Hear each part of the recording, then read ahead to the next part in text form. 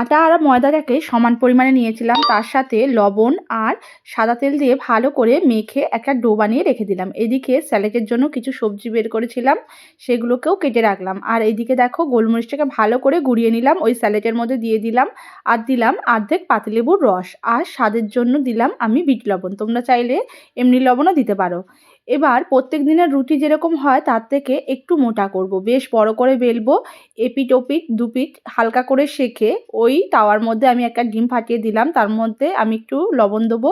তোমরা চাইলে গোলমরিচ দিতে পারো, আমি দিইনি। এক পিঠ ভালো করে যখন ডিমটা লেগে যাবে রুটির সাথে, আর এক পিঠ উল্টে লাল করে ভাজবো। এরকম দুপাশ যখন লাল করে ভাজা হয়ে যাবে, রোলের রুটিটা কিন্তু একদম রেডি। স্যালাড আর একটু সস ছড়িয়ে রোলটা যেরকম করে মোড়ায় সেরকম করে মুড়িয়ে নিলাম। কেমন লাগলো এই বাড়ির তৈরি রোলটা অবশ্যই জানিও। ভালো লাগলে লাইক কমেন্ট শেয়ার করে দিও আর সাবস্ক্রাইব করে দিও। তাহলে চলো আজকের মতো টাটা।